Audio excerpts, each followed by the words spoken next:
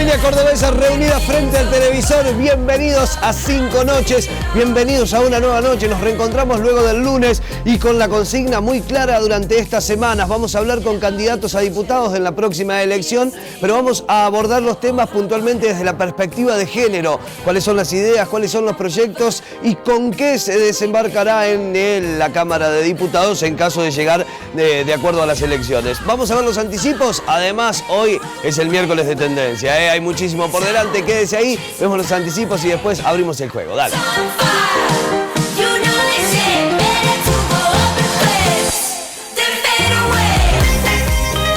Quédate para ver 5 noches.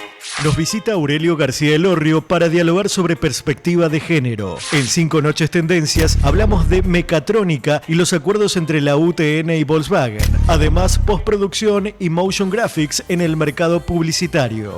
Esto es 5 noches, en vivo por Canal 10. Abrimos así nuestro living y les damos la bienvenida a todos los que llegan. 21:01, estamos en vivo aquí en Canal 10 como cada noche y durante esta semana acompañado por Moni Reviglio. Moni, buenas noches. Hola, ¿cómo estás, Cayo? ¿Todo bien? Bien, muy bien. Acá estamos para hablar de lo que nos interesa. Claro que sí, hablar de la perspectiva de género en esta campaña y en lo que se va a venir durante el tiempo que dure la estancia en Cámara de Diputados de los candidatos que hoy están peleando por un puesto, peleando por una banca.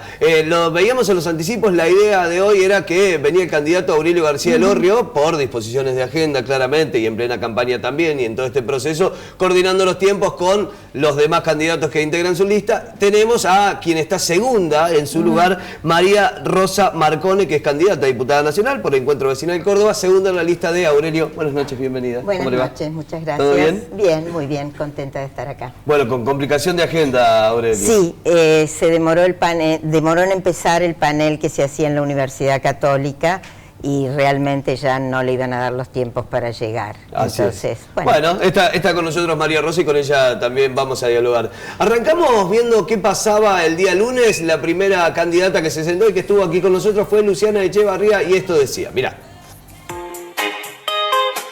Esto pasó en 5 noches. Por eso es tan importante poder ponerlos en estas instancias donde se supone que los candidatos están más abiertos a hacer propuestas, a confrontar ideas, aprovechar para poder meter estos debates, ¿no? Claro. Que estamos todavía mucho más atrás.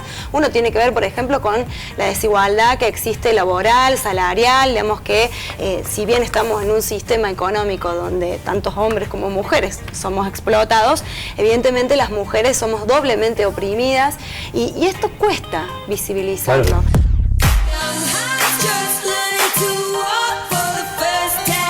Luciana Echevarría, el primer día, el lunes, hablando de esto, y también van a participar de este panel de distintas agrupaciones y mujeres que ya hemos tenido dentro del programa, que ya han venido a ocupar distintos paneles cuando debatíamos de distintas temáticas y vamos a ir invitándolas también para que se sumen a esto, para que se sumen a preguntar, para que se sumen aquí a nuestro living. En primer lugar, Fabiana Gómez Córdoba de Red Mariposas Naranjas, buenas noches, bienvenida. Muy buenas noches a todos y a todos, un placer estar nuevamente en el programa y más con la presencia de Moni Reviglio. Bueno, alguna vez habremos hecho algo juntos.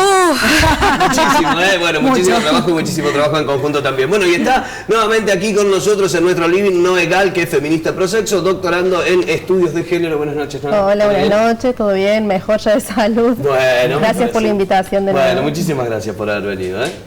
Vamos a ver el informe con el que arrancamos este programa, el tema central, y luego empezamos a charlar aquí con la candidata. Dale.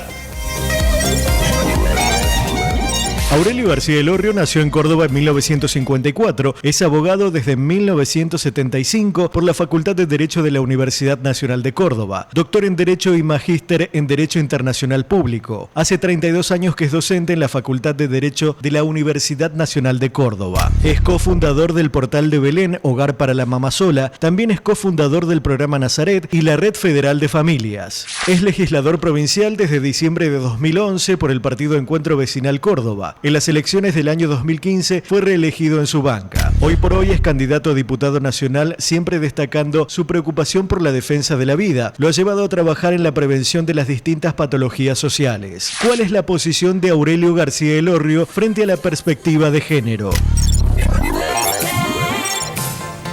Bueno, y en este caso, ¿cuál es la mirada y cuál es la perspectiva del partido y bueno, de María, que está aquí con nosotros? Bueno. Así es, y bueno, básicamente hablando de la perspectiva de género, creo que una de las cuestiones fundamentales tiene que ver con la prevención de la violencia, la prevención sobre todo en la salud de las mujeres, y vos sabrás que en los últimos días, cuando pasó de Consejo de la Mujer a Instituto de la Mujer, hay algunas fundaciones y algunos organismos de mujeres que están denunciando que bajó el presupuesto. Digamos, ¿cuál va a ser, si llegaran ustedes, por supuesto, al Congreso, cuál va a ser justamente la postura con respecto a este presupuesto? Mira, yo primero quisiera aclarar una cosa. Acá estamos hablando de perspectiva de género y es una perspectiva, como su nombre lo indica, una mirada sobre la realidad. A nosotros preferimos mirar la realidad desde otra perspectiva, de una perspectiva que incluye mucho más a toda la familia. Nosotros, cuando hablamos de los problemas de la mujer, hablamos de problemas de la mujer, no perspectiva de género, porque no acordamos con esta teoría, que es válido, algunas personas como ustedes están de acuerdo con ella, pero gracias a Dios, en un país democrático, nosotros tenemos otra mirada sobre la realidad. Cuando hablamos de perspectiva de género, discúlpame, también sí, hablamos de la perspectiva que tiene Naciones Unidas, de la misma perspectiva que tiene cuando el país, Argentina, firmó, por ejemplo, las convenciones internacionales, ¿no? Sí, sí, de los derechos de la mujer, de la no discriminación, pero siempre hablando de la mujer y del hombre. A nosotros nos parece que es fundamental hablar de la familia y fortalecer a la familia y no seguir ahondando esta grieta, esta falsa grieta que se está tratando de instaurar entre, pareciera que las mujeres somos todas víctimas y los hombres son todos violentos y malos. La realidad no es así. A nosotros nos preocupa que no se atiendan los problemas reales de las mujeres.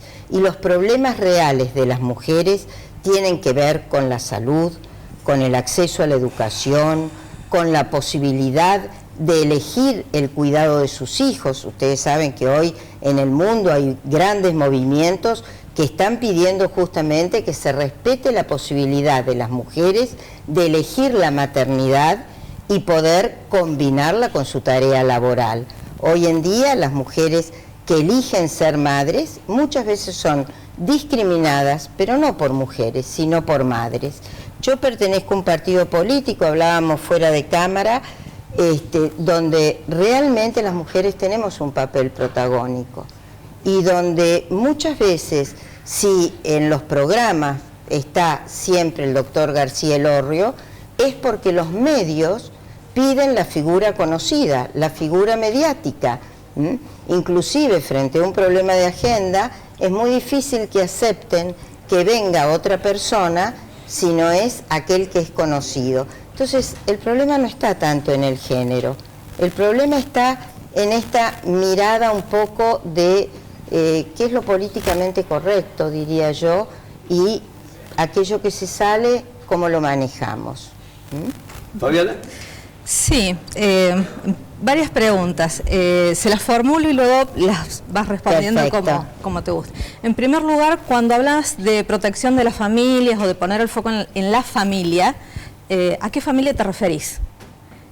Porque existe en nuestra sociedad y amparada en reconocimiento de sus derechos, diversidades de familias. No hablamos de las, sino de las familias desde las leyes, los derechos humanos y la educación.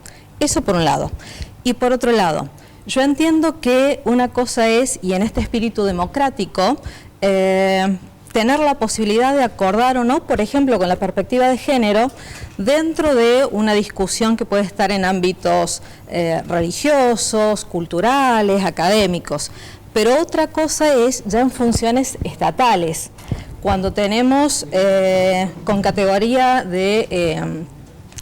constitucional, pertenecemos como país integrante a ONU, está la cuarta Conferencia Mundial de la Mujer de Beijing, la CEDAW, la Corte Interamericana de Derechos Humanos, todas organizaciones, organismos internacionales que han declarado expresamente, y esto tiene fuerza de ley constitucional para nosotros en Argentina, que debe incorporarse la perspectiva de género como una categoría de análisis de los derechos humanos. Entonces, ¿cómo hacemos para en el ámbito del Estado decir que no a algo que constitucionalmente está establecido que debe ser así? Mira, aun cuando esté constitucionalmente establecido, es una perspectiva. De cualquier manera, al analizar la realidad y al tener que legislar para la realidad de las personas concretas, nosotros atendemos a las realidades concretas y a los sufrimientos concretos de las muchas personas que se acercan a nuestro alrededor. Y seguimos pensando que estas perspectivas, que además hoy están siendo desde muchos lugares cuestionadas y vueltas a poner en discusión. ¿Cuáles, por ejemplo? Bueno, tenemos varios países en Europa que están en este momento hablando y justamente volviendo a poner en el tapete si es válida o no. Estamos hablando de Croacia, estamos hablando en Latinoamérica de Paraguay, de Perú, donde se han tomado, o sea, hoy en el mundo la perspectiva de género está en discusión. Y nosotros creemos que es mucho más enriquecedor para la sociedad, para la realidad, para las personas concretas, trabajar desde la realidad. Y la realidad es esto. Nosotros creemos que fortalecer, cuando te hablo de las familias, hablo del ámbito de la unión de un hombre y una mujer que llevan adelante sus hijos o aquellos que hayan adoptado. Nuestras leyes han permitido que hoy en día parejas del mismo sexo puedan llamarse matrimonio. Realmente nosotros creemos que podrían ser uniones civiles, que podrían tener otro tipo de régimen legal y que estaríamos preservando aquello que Paul Thibault señaló también cuando escribió en el Esprit, hablando de cómo el darle el derecho a adoptar a las parejas del mismo sexo priva al niño de la posibilidad de construir adecuadamente su identidad sexual. Perdón, pero aunque crean o no, o se sientan representados o no, existe por ley, digamos. Sí, creemos que hay que dar la discusión. Cantidad de números de familias. Discusión que digamos, ya se ha dado en el Congreso. De formas de familias, no solo del mismo sexo, sino también familias monoparentales, digo, que también conforman una familia. A ver, legalmente hablando, y esto no es perspectiva ni es creencia, eso es realidad, ni es ideología, es realidad. Eso es realidad. Bueno, y es legalmente así. Y en esa realidad creemos que hay que atender las necesidades de todos los tipos de familia, pero que justamente tenemos que fortalecer aquello que ayuda a los niños, que en definitiva es el interés superior que debemos tener en cuenta, a poder estructurar su personalidad de la manera más completa. Existen las familias monoparentales, por supuesto, y existen heroicamente en muchos casos, pero como modelo de familia, convengamos en que siempre hay una mayor completud cuando puede haber un padre y una madre que juntos llevan adelante a sus hijos. Es opinable, sí, ¿no es? Bueno, abandonando, ¿no?, la discusión con respecto a la perspectiva de género, o como el Papa le gusta nombrarlo ahora, la ideología de género, que son obviamente discutibles y cuestionables, por más que yo esté haciendo un doctorado en estudios de género, hoy se puede, la CONEAU lo reconoce, digamos, ahí se puede debatir, se puede discutir. Me gusta tu perspectiva de ver la realidad, ¿no? Sí. En ese sentido estaba pensando en las propuestas, yo me leí todas sus propuestas de campaña en la plataforma, en las propuestas que proponen con respecto a la familia. La primera propuesta es la derogación de una ley que le costó la vida a muchas activistas trans que hoy, y travestis y varones trans, que hoy no están entre nosotras, justamente por su misma condición de trans y porque la sociedad, al no tener derechos civiles, el acceso a la salud y la educación se les fue negado y su cuerpo obviamente sufrió esas desventajas. Entonces yo me pregunto, no en términos ideológicos, sino en términos concretos de propuestas legislativas para con la comunidad trans y travesti puntualmente, ya que ustedes proponen derogar un derecho civil que le trae mejora a la vida de las personas trans. ¿Qué otra propuesta tienen? Digo, porque uno cuando legisla para todas y para todos, ¿no? No legisla solamente para las personas que uno considera. Entonces, digo, hay un gran sector de la población que quedaría sin legislación o sin amparo de derechos. No quedaría sin legislación, pues lo que nosotros proponemos es que no se den adopción. No proponemos otra cosa. No proponemos que se los prive de sus derechos. Derogación de las leyes número 26.618 de identidad de género y educación sexual. Sí, la ley de identidad de género no compete la adopción, sino compete poder ir al registro civil y ser adoptado. Nosotros creemos que justamente una de las falencias y una de las falacias, si se puede decir así, de la identidad de género, es negar la realidad.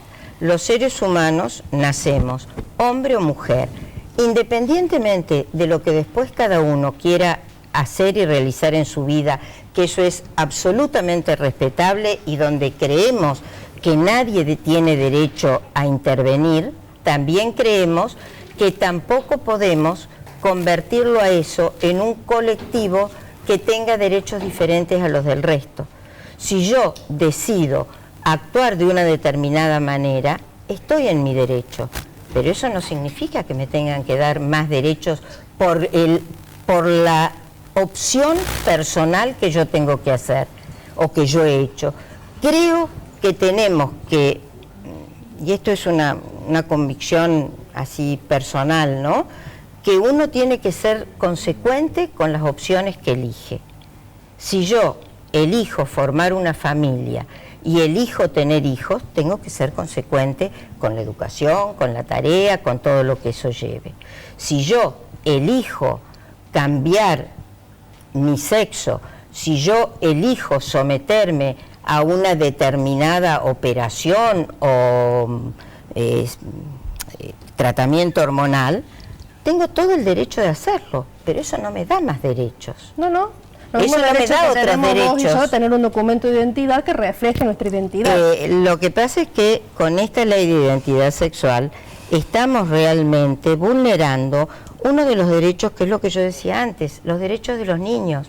En este momento, fíjense, se está poniendo en la ciudad, en la provincia de Buenos Aires, se están poniendo tratamientos hormonales para niños menores de edad que quieren cambiar de sexo, cuando toda la evidencia psicológica nos dice que la identidad sexual se acaba de formar después de la adolescencia y estamos gastando recursos escasos. Recién ustedes se preocupaban por los recursos que nos van para atender problemas de las mujeres, y estamos gastando recursos escasos en algo. Tengo que hacer el primer corte, pero sí queda esta duda de todos los estudios psicológicos. Digo, es demasiado absolutista. Hay evidencia psicológica. Vamos a hacer el primer corte de la noche y luego seguimos en el próximo, seguimos dialogando. Antes, Contreco te aconseja que los días feriados y cuando no hay servicio de recolección, no saques los residuos, así evitamos que se acumule basura en las calles. Corte y ya volvemos.